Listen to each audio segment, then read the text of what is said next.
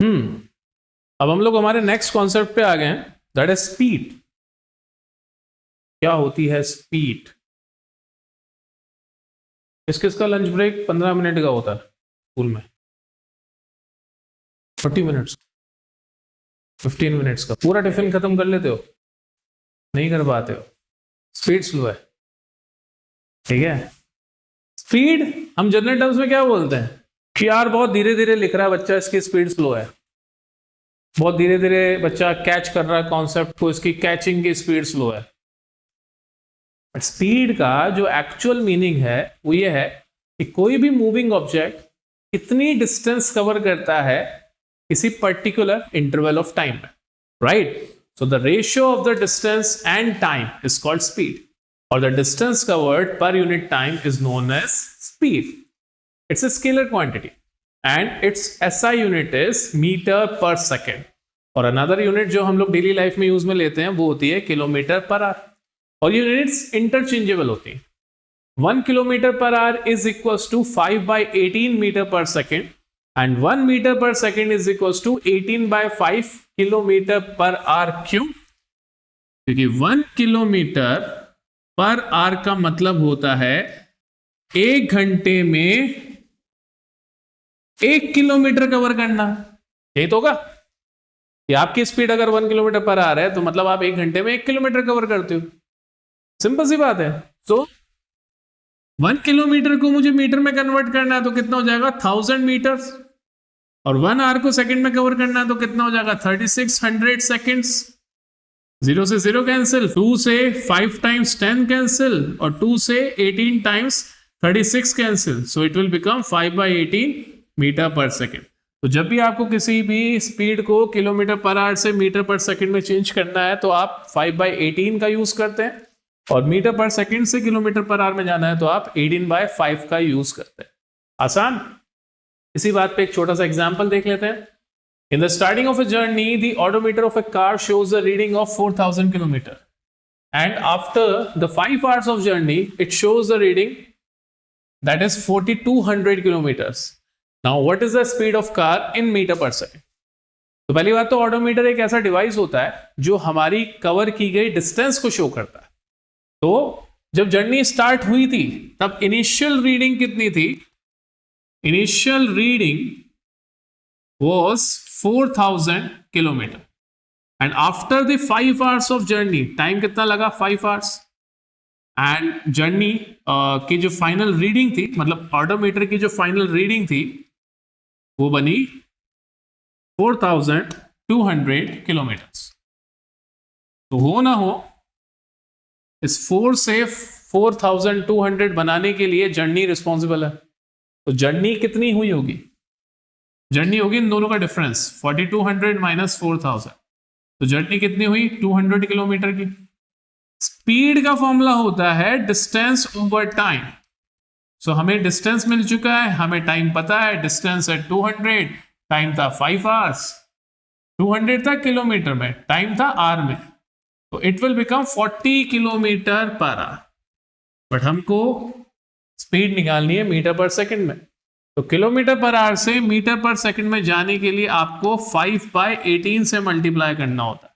2 से कैंसिल हो रहे हैं बस. 2 से कैंसिल 42 20 टाइम्स, 2 से 18 कैंसिल 9 टाइम्स.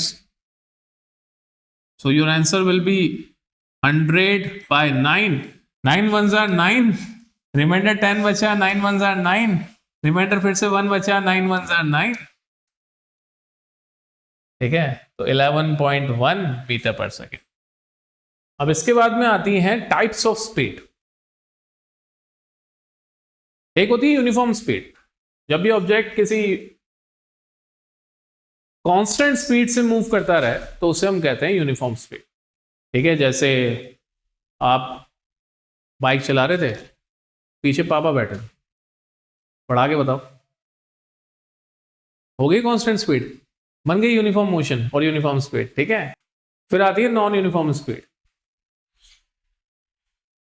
आज पापा नहीं बैठे थे, आज जो स्पीड होगी नॉन यूनिफॉर्म होगी.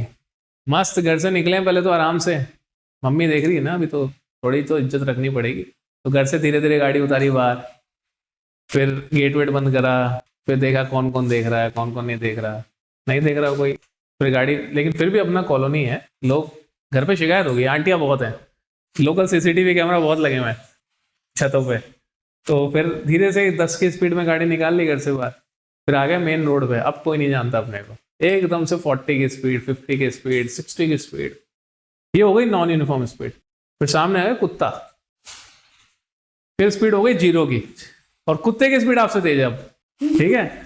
तो वो 0 वाली जो स्पीड है ना, तो वो ये बता रही है कि आप कांस्टेंट स्पीड से मूव नहीं कर रहे। और हमेशा ऐसे केसेस में ना कुत्ता आता आगे और घर पे आते हैं अपन छिले हुए कि क्या आया था, कुत्ता आ गया था। तो वो नॉन यूनिफॉर्म स्पीड की देन होती है, ठीक है। यूनिफॉर्म स्पीड जब भी ऑब्जेक्ट कांस्टेंट स्पीड से मूव करता रहे, और नॉन यूनिफॉर्म स्पीड जब ऑब्जेक्ट कांस्टेंट स्पीड से मूव ना करे, ठीक है। ये तो क्लासिफिकेशन अलग टाइप का हो गया, जिनको आप मेजर नहीं करते हो।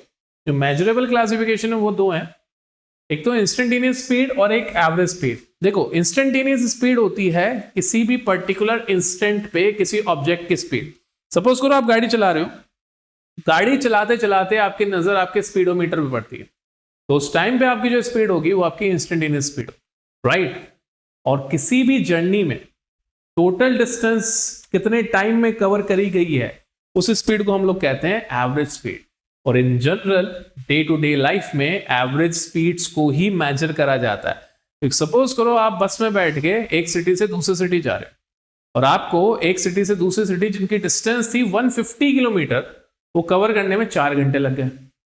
अब उस 4 घंटों में बस बीच में ढाबे पे भी रुकी है, बस सिटी भी क्रॉस कर रही है, और बस के सामने भी कई बार कुत्ते होते आ रहे हैं, तो बस की भी तो स्पीड चेंज हो रही है। बट आप कैसे मेजर करते हो कि यार 150 किलोमीटर इन 4 आवर्स, मतलब हो ना हो मेरी स्पीड 40-45 किलोमीटर पर आवर रही होगी। वैसे 47.5 है एक्यूरेट, अगर आप निकालोगे तो 47.5 का डबल करो, 37, हाँ वैसे एक्यूरेट 37.5 है। 37.5 का डबल 75, 75 का डबल 150। बहुत स्लो बसती है, इससे तो तेज अपन पैदल निकल जाते हैं, ठीक है। चलो अब बात कर रहे हैं हम लोग कुछ क्वेश्चंस की। A man walks at the speed of 6 km per hour for 1 kilometer and then 8 km per hour for next 1 kilometer. What is the average speed of the man? देखो क्वेश्चन को अच्छे से रीड कर लिया, तो इसी बात पे मैं एवरेज स्पीड का फॉर्मूला लिख देता हूं, पिछले पेज पे नहीं था, अब मैं लिख रहा हूं एवरेज स्पीड का फॉर्मूला। पहली बात तो ना, जिंदगी में बहुत बड़ी बड़ी चीजें लिखने से बच जाओ, सिंबल सीख जाओ। स्पीड, उसके ऊपर मैंने टोपी बना दी, और ये टोपी क्या कहती है, एवरेज। मीन मोड मीडियन पढ़े थे ना 10th में, तो मीन क्या होता है, एवरेज। मीन का भी साइन ये था, बार लगा दो आप। तो एवरेज स्पीड क्या होती है, total distance over total time, यही है फॉर्मूला। प्रॉब्लम यह है इस क्वेश्चन में, आपको डिस्टेंसेस तो दे रखी हैं पर टाइम मिसिंग है, ठीक है। साथ में स्पीड्स दे रखी हैं, क्या करोगे कि सर एवरेज है तो 2 स्पीड है, ऐड करके 2 से डिवाइड कर देते हैं, खत्म, एवरेज हो गया हमारा काम। कभी मत करना, गलत होता वो, आपको टाइम्स निकालने पड़ेंगे, ठीक है। तो मैं जरा डेटा देख लेता हूं, मेरे पास में डेटा क्या क्या है। मेरे पास में जो स्पीड्स हैं, मैं ना यहाँ पे अलग अलग चीजें तोड़ रहा हूं, स्पीड्स, डिस्टेंसेस एंड टाइम, मुझे यही चाहिए, डिस्टेंसेस और टाइम मुझे चाहिए। मुझे स्पीड दे रखी है, एक तो 6 kmph, जिसको मैं फिलहाल के लिए S1 बोल देता हूं, 6 kmph, और एक दे रखा है S2 8 kmph। इन दोनों ही केसेस में जो डिस्टेंसेस हैं, जिनको मैं x1 और x2 से रिप्रेजेंट कर रहा हूं, वो 1 किलोमीटर ईच है। तो डायरेक्टली तो हमें टाइम नहीं दे रखा, बट इनडायरेक्टली दे रखा है, क्योंकि टाइम होता है डिस्टेंस अपॉन स्पीड। तो इस केस में मान लीजिए टाइम t1 है, डिस्टेंस कितनी हो गई 1, और स्पीड कितनी हो गई 6, तो 1/6r। और इस केस में टाइम t2 है, डिस्टेंस कितनी 1 और स्पीड कितनी 8, तो 1/8r। तो फॉर्मूले के लिए हमारे को जो नेसेसरी इंग्रेडिएंट चाहिए थे ना, गलत जगह लग गया, नेसेसरी इंग्रेडिएंट चाहिए था ना, वो मिल गए, ठीक है। नेसेसरी इंग्रेडिएंट्स क्या होंगे, टोटल डिस्टेंस, टोटल डिस्टेंस कितनी हो जाएगी x1 plus x2, total time कितना हो जाएगा t1 प्लस t2। सो x1 प्लस x2 कितना हो गया 1 + 1, T1 प्लस T2 कितना हो गया 1/6 प्लस 1/8, ये हमारी एवरेज स्पीड। ऊपर 1 + 1 2 हो गया, 6 और 8, 8 6 48 ले लो, 24 ले लो, मैंने 24 ले लिया, ठीक है। नाउ 6 के ऊपर कितना जाएगा 3, और 8 के ऊपर, सॉरी 6 के ऊपर कितना जाएगा 4, और 8 के ऊपर कितना जाएगा 3। इस 24 को ऊपर भेजा, 24 into 2/7, 24 2s are 48, 48/7, 7 6 are 42, then remainder 6 बचा, 7 8s are 56, then remainder 4 बचा, 7 5s are 35, 6.85 kilometre per our.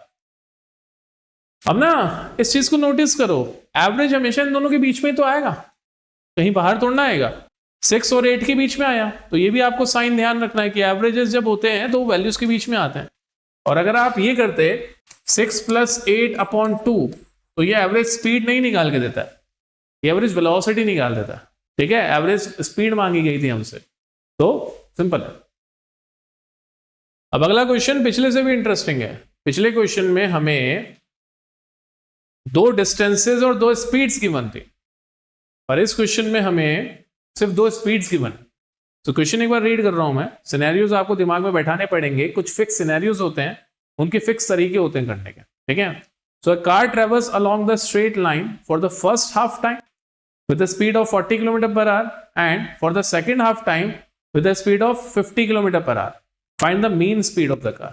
ठीक है, तो कोई जर्नी कर रही है कार, सपोज करो 10 घंटे के लिए कार चल रही, तो शुरुआत के 5 घंटों के लिए 40 km/h पे चली और बाकी के 5 घंटों के लिए 50 km/h पे चली। हमें क्या निकालना है, एवरेज स्पीड ऑफ कार।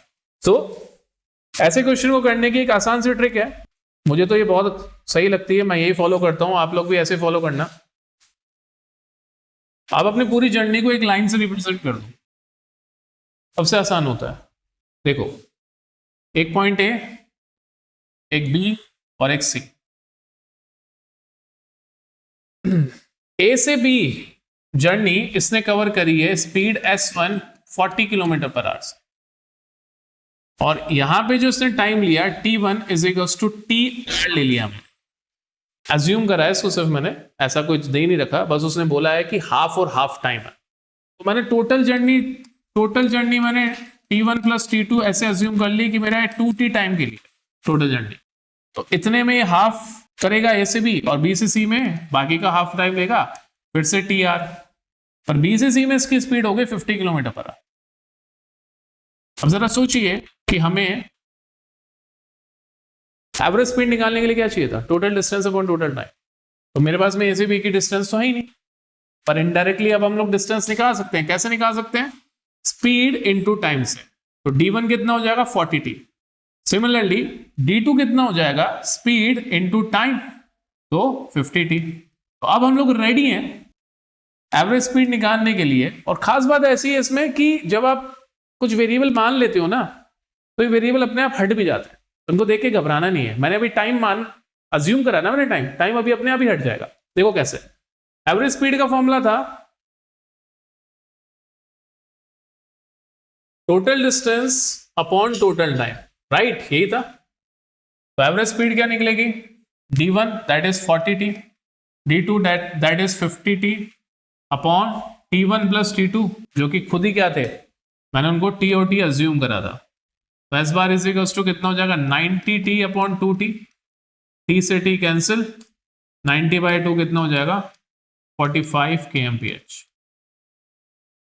बहुत रेयर केस में ऐसे होता है कि स्पीड्स का मीन इन दो नंबर्स के मीन के बराबर आ जाए। If you are getting my point, 40 और 50 का मीन 45 आ रहा है ना, तो बहुत कम केसेस में ऐसे होता है कि स्पीड का मीन भी अलजेब्रिक मीन के बराबर आ जाए, ठीक है। इस केस में हो रहा है ऐसा।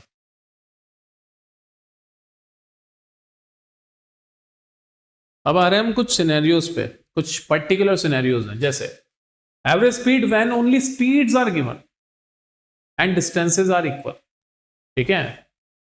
सो अब इसमें भी ना मैंने सब केसेस तोड़ दिए। आपको 2 स्पीड्स दे रखी हैं और 2 डिस्टेंसेस दे रखी हैं। आपको ऐसा बोला गया है कि ऑब्जेक्ट ए से बी पॉइंट पे गया किसी स्पीड S1 से, किसी स्पीड S1 से, और फिर बी से सी पॉइंट पे गया इसी स्पीड s2 से। आपको सिचुएशन ये दे रखी है कि A B is equals to B C, तो ये टाइप ऑफ क्वेश्चन है, आपको याद रखना है। तो ये दोनों पॉइंट्स, सॉरी ये तीनों पॉइंट इक्विडिस्टेंट है।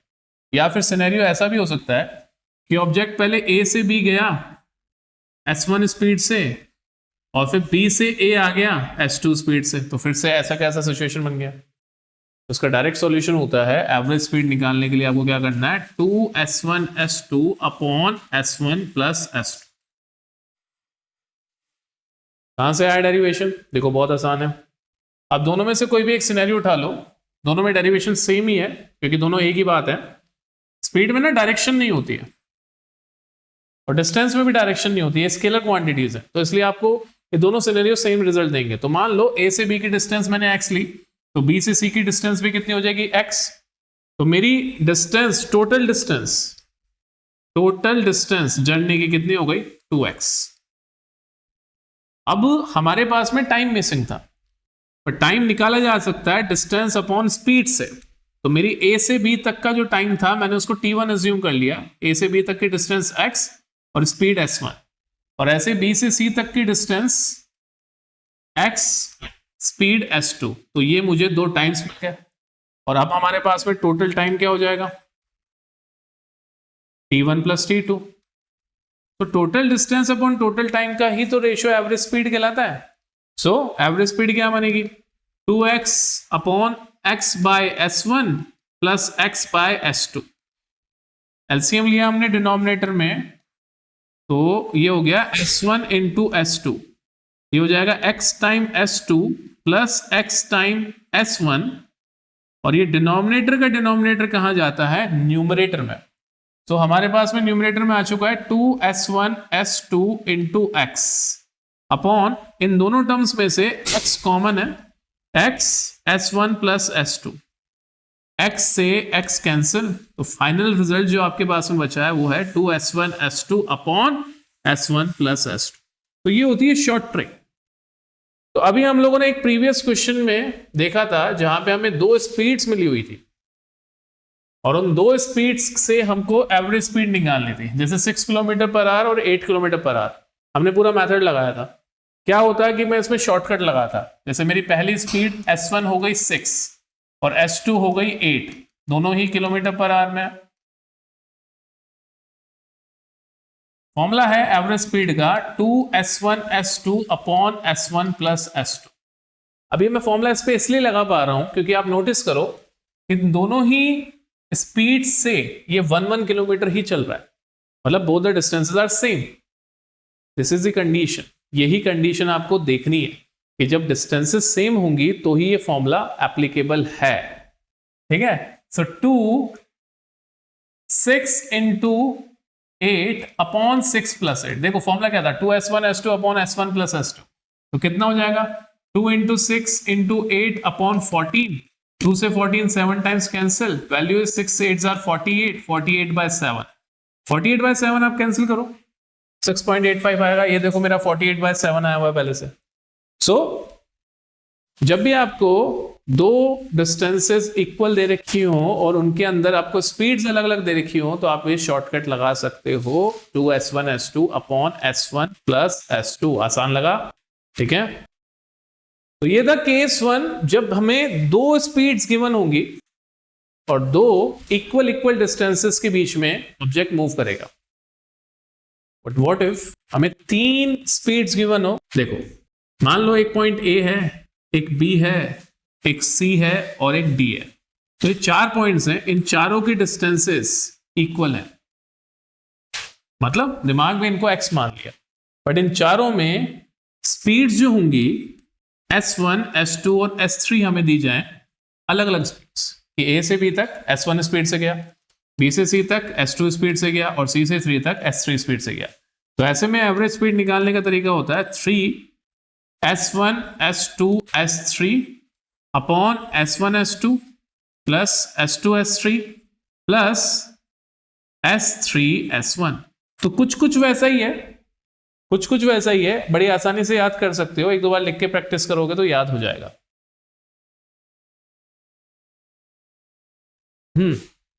अब इसी पे बेस्ड एक न्यूमेरिकल देख रहे हैं। देखो, अ car travels the first third distance at the speed of 10 kilometre per our, the second third distance at the speed of 20 kilometre per our and third distance at the speed of 60 kilometre per our. तो S1 10, S2 20, S3 60। First third second third and last third का मतलब क्या है कि अगर पूरी distance d थी तो d/3 एंड d/3 डिस्टेंस की बात हो रही है, मतलब 3 इक्वल डिस्टेंसेस की बात चल रही है। Got it? तो इसलिए हम लोग वो सिनेरियोस में लगा सकते हैं। सो 3s1 s2 s3 upon s1 s2 plus s2 s3 plus s3 s1। so 3 into 10 into 20 into 60 कितना? 10 into 20 plus 20 into 60 plus 60 into 10। देखो 3 into 10 30, 30 into 20 600, 600 into 60 36,000, 10 into 20 200, 20 into 60 1200, 60 into 10 600, 6 और 12 18, 18 और 2 20 मतलब 2000। सो 36,000 अपॉन 2000 कैंसिल आउट करा, 18 किलोमीटर पर आवर।